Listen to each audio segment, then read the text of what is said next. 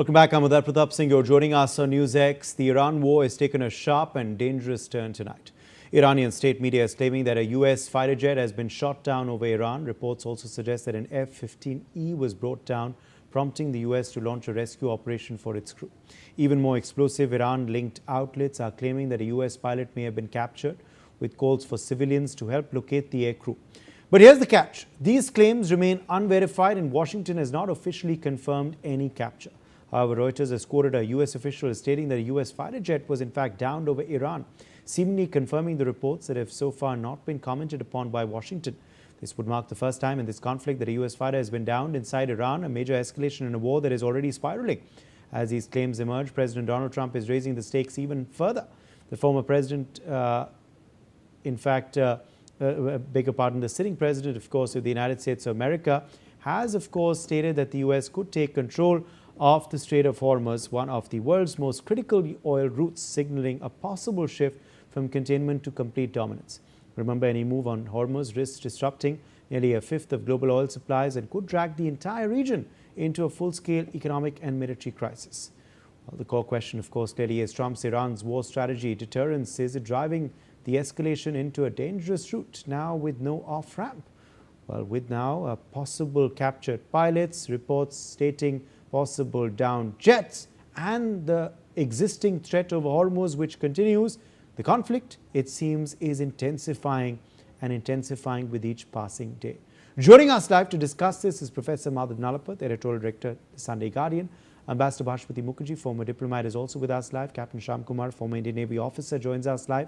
Major General G.T. Dwivedi, defense expert, is also joining the broadcast. Let me make a start with you first. Professor Nalapat, how do you view this last 24 hours? It seems escalations are only intensifying. This is certainly not heading towards de-escalation.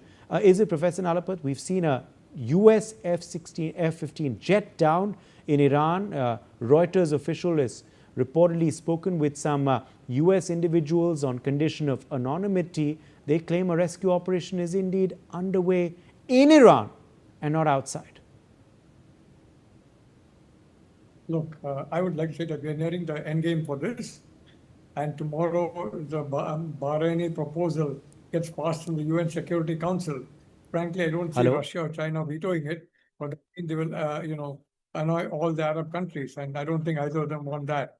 The fact is that it makes it very clear that the countries, every country interested in the Strait of Hormuz has got a right to take quote-unquote defensive measures to ensure that its ships can pass through unmolested.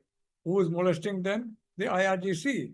I mean, just a few hours ago, Thailand has unofficially complained that the IRGC fired several shots and killing people on board a Thai registered ship. So the fact of the matter is that the Bahraini proposal is very clear. It means that the coalition is going to become much wider. And as a consequence, I think you're going to see an escalation followed by a de-escalation. And I would like to say, Uday, that yes, prices are very high now, but once these conflict stops, they're going to crash, they're going to fall. And as I can tell you, therefore, I'm not very worried over the long term about the impact of this particular crisis. But I'd like to again point out very, very clearly that as far as Iran is concerned, the IRGC, should it win the war, it means China has won the war. Should it win the war, it means the radicals have won the war. And that therefore there's no question of democracies allowing that. And I think, very frankly, Israel and America are now going to be joined. The Bahraini proposal is passed. Then you have an international stamp of approval for the participation of the Gulf countries in protecting the infrastructure. You had attacks on infrastructure in Abu Dhabi, in Kuwait, in Qatar, in Saudi Arabia. What on earth is going on? You can't. The Strait of Hormuz does not belong to Iran. It's an international waterway.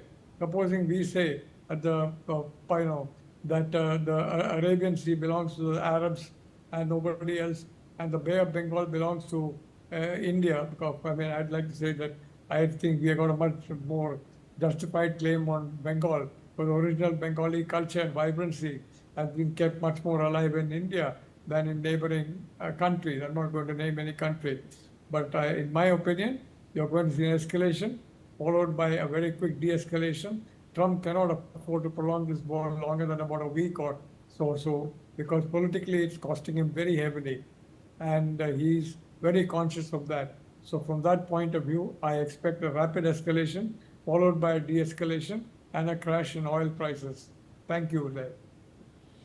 Yes. Let me get in then Ambassador Mukherjee for her perspective, though, because Ambassador Mukherjee, if these reports are indeed correct of this jet that has been down within Iranian territory and possibly a US pilot that has also landed there, what would this moment then mean in the conflict currently?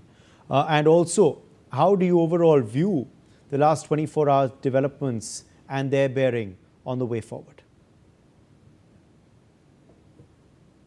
If a US fighter jet pilot is in Iranian custody, God help him. Because the Iranians, 5,000 years civilization, believes in martyrdom and believes in revenge. I still remember the atrocious sight of a Jordanian pilot inside a cage being set on fire for wrongs that he had not committed. I pray that the US fighter jet pilot is not in Iranian custody and that he is able to escape. But it is a wake-up call to this American president who has got into a war without any clear strategy and who in effect has completely reversed how the world sees US. Without a strategy, getting into a war, then changing positions at the drop of a hat, morning and evening, and is extremely dangerous, in my opinion, address to the US nation yesterday morning at 30 in the morning Indian time, where he even talked of walking out of NATO, has put us in a situation where, as Professor Nalapat says, where are we? Is there going to be escalation and then de-escalation? I hope, and he's usually right, Professor Nalapat, he's my mentor. But if there is escalation, the de-escalation depends on both sides. If the other side is bent on martyrdom and revenge, there will not be de-escalation. Then there will be genocide. And if there is genocide, God help the future of Western interests in this part of the world. As far as the Bahraini proposal is concerned, I wanted to say respectfully that it will be vetoed by China. 100%. It's not going through because it has elements in the resolution, I understand, from UN experts, which Bahrain has refused, and I can understand their feelings, to cool down the resolution to make it sufficiently without any impact to get through the Security Council. They've refused to do that. There are strong feelings. You can't blame them. Their economies are being destroyed. Their livelihoods are being destroyed. And in the process, 10 million Indian diaspora are sitting there waiting nervously for the de-escalation which Professor Nalapat talks about, and God bless him if it happens. Right now, in my perspective, Uday, we are in a dangerous phase of escalation. How far it will go will depend on that American fighter pilot. Has he been captured? Is he in the custody of this IRGC? Or has he escaped? God save him. Yes, let me. How they treat that American fighter pilot Yes. will depend on further escalation by the Americans, and in which case you will see, Uday, a situation which may rapidly go out of Trump's control. Trump cannot now control a situation where he has escalated when he was clearly told, don't do this, and don't put boots on the ground, Yes. we, the entire world, will suffer the consequences Yes, for this. because you know But it's so long. indications are there. Major General Dwivedi reportedly that seat, whatever company it belongs to, has been spotted on ground. That's what civilians in Iran are claiming. A U.S. Official has spoken with Reuters on condition of anonymity, confirming the rescue operation is indeed underway after this jet was down there.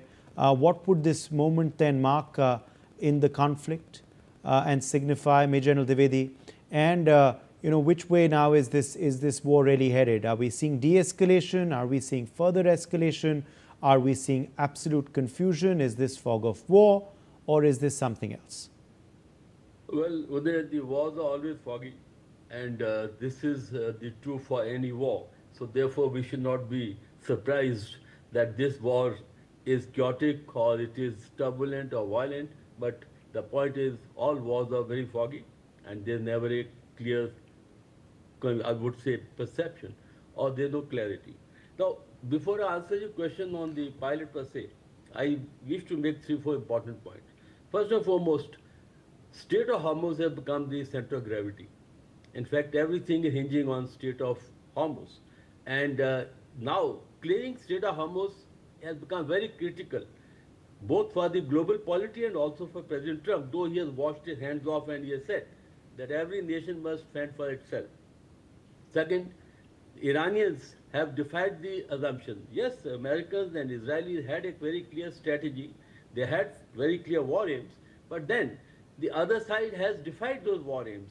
The Iran has not gone on to the knees, and it has still fighting capacity, though sporadically it can still hit the targets.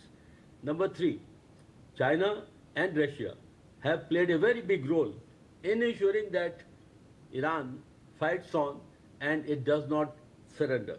Now, on 2 days back, President Trump had, in his prime address, made a couple of things very clear. He says that we like to finish the war in 2 to 3 weeks' time.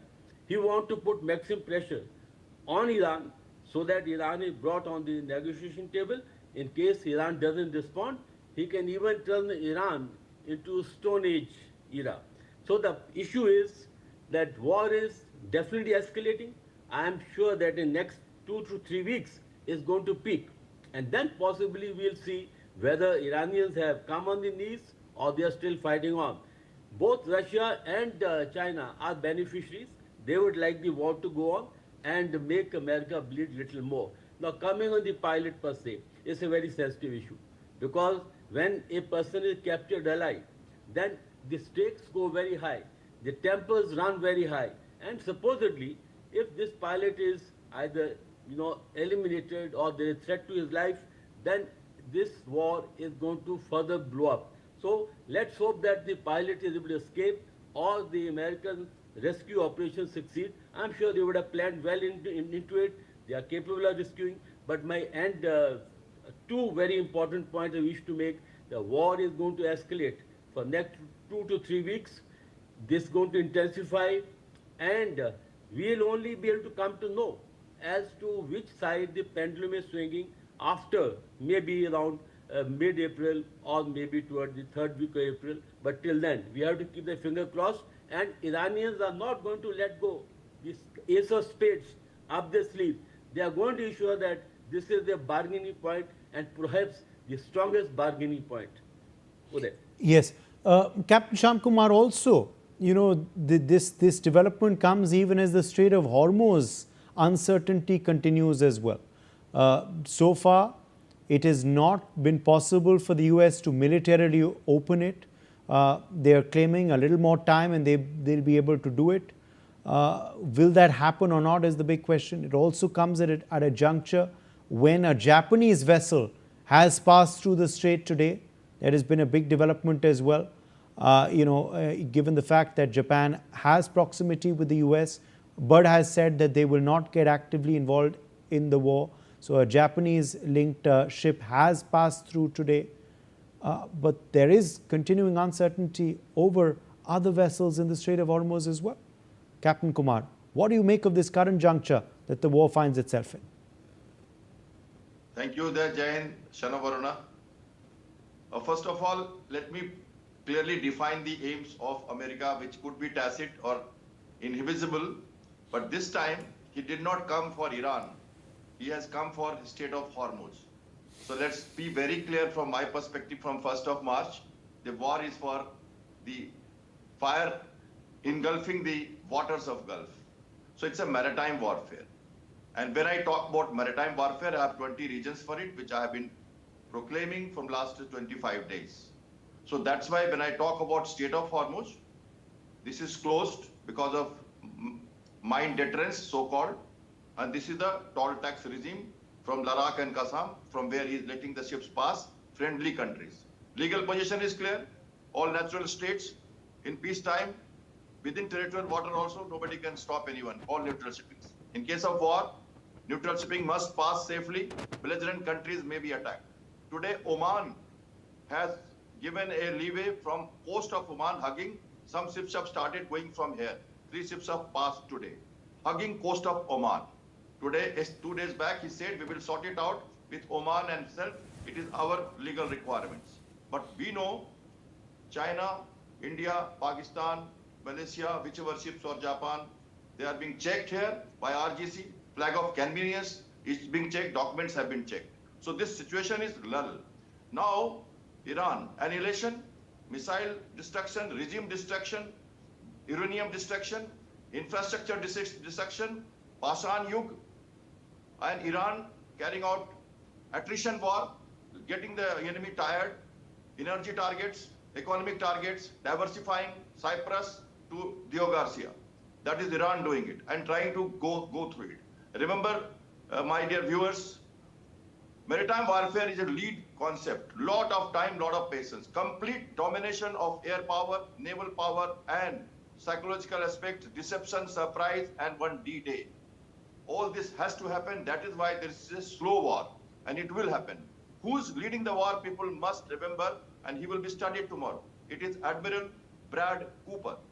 In 20 years, first admiral has been brought in August 25.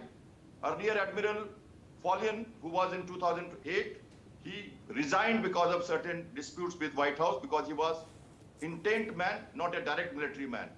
Now today you have heard about leadership changes in General Don resign, have been asked to resign. There are some requirements for it. All the people in the leadership today in military are from Marine, from Navy, or from Airborne Division. The General Christopher, who is taking over Army Chief, he is 82 Airborne Division, which is the one which is going to operate in Middle East. You can understand what I'm trying to tell you. From 1 to 25, there has been lot of preparation done in maritime engagement, Middle East integration, bringing Israel from UCOM to CENTCOM, attending all the meetings, Iran carrying out 20 amphibious war zone landings to counter the threats of ensuing attacks on the islands which could happen. Unmanned ships have been brought as CTD-154, space integration, and all the 6 Navy, Army, Air Force, Special, Marine, and Space integration has been carried out. It's all happening behind the scene.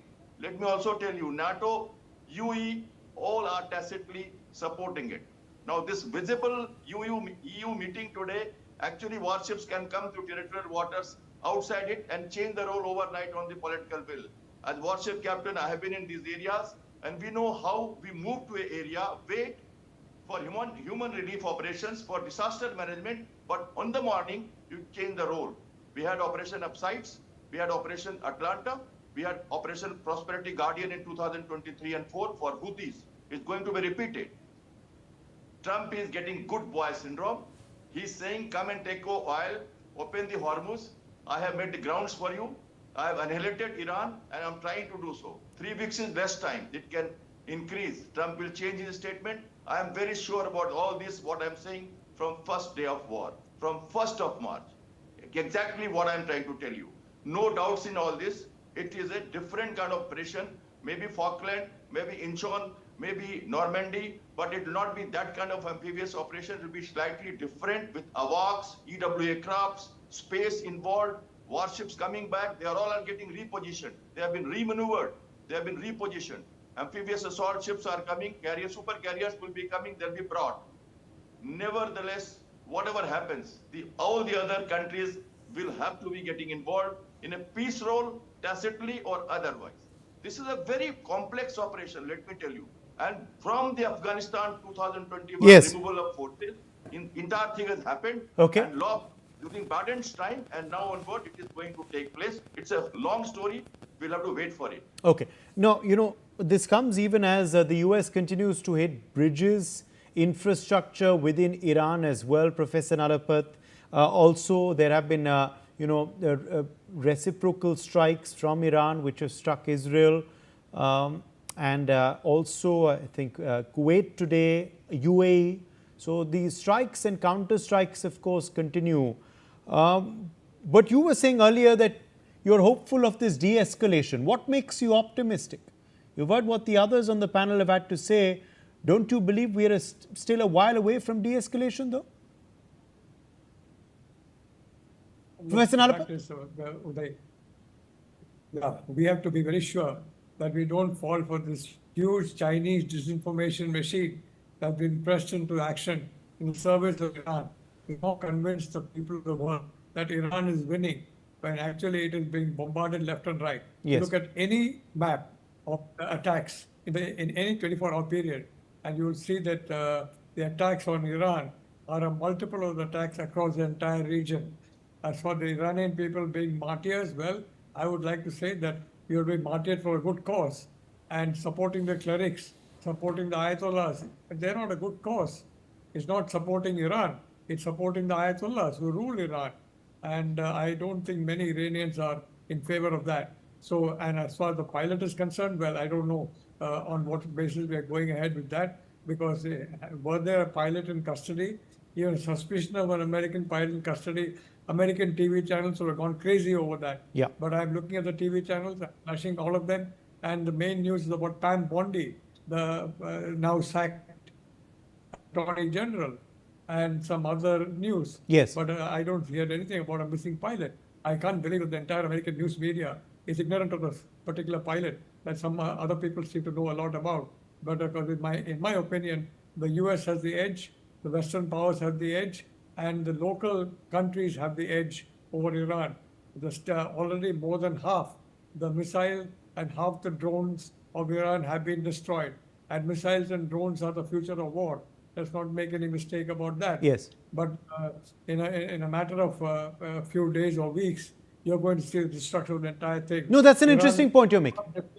And it will become fully depleted. That's an important point you're making. And Major General Dwivedi, I want to quickly get you in on that, because in war there is psychological warfare, there is information warfare as well, which is often at play. Absolutely. Today we are in the era of hybrid warfare, in which information warfare is very, very important. And psychological warfare is very important because, after all, history says that the nations lost the war because they lost the mind to fight the war, may it be Vietnam or may it be many other wars. That today, I think what we need to see is that this escalation is going to heighten up, and Professor Nalapat is absolutely right, that Iranians have been weakened. They are just holding on because the IRGC is now calling the shots, and IRGC knows that in case they give up, then there will be total regime change, because only, I think, force which actually is obstructing the regime change is the IRGC. And the second point is, as I was saying earlier, that both Chinese are very keen that this should go on, Russians are very keen so that the Ukraine is not in the radar screen, and also the Gulf countries want this war to go on. They want the Iranians to be brought to the knees. And the final point is, yes, it's very difficult to predict which way the war will go, but two things are very certain. War is going to escalate for next couple of weeks, and the Strait of Hormuz is going to emerge as the center of gravity or the decisive, I think. I want to get you in here. Then Ambassador Mukherjee, on the Strait of Hormuz, because as I said earlier, Japan vessel has today managed to navigate its way through. Of course, several Indian vessels have gone through already. There are other countries, of course, which have been allowed so far. But on ground, of course, Iran still controls right of passage. The US today has come out with another statement saying that it's a matter of time, a few days, and militarily things will change there. Which way is the Strait of Hormuz headed, Ambassador Mukherjee, at this juncture? First of all, we have heard that there are discussions for a possible arrangement between Oman and Iran for the Straits of Hormuz. And I think that the Japanese vessel hugging the side of the Straits of Hormuz safely is an indication, like the Indian vessels have been told, to hug the Iranian side for safe passage. As far as annihilation is concerned, I'm a student of history and a diplomat. Please remember what happened in Vietnam. Please remember what happened in Afghanistan. Please remember how the Americans abandoned the locals who worked for them, leaving them to face execution, including in Afghanistan, when they clung to the tires of the 747, taking off, leaving them to their uncertain fate. Therefore, as a student of history, I would say that clearly, shock and awe, as the Americans used to put it, when they bombed Iraq for Yes. Saddam, non-existent WMDs, did not work. I do believe that a negotiated settlement will prevail, and Trump should understand the limits of trying to drive to a stone age Right. of 5,000 years Right. civilization. I don't agree with this policy at Right. all. Okay. Let's leave it at that. My thanks to all of our guests for joining us. We've run out of time. We're quickly addressing some breaking news now coming in. Israel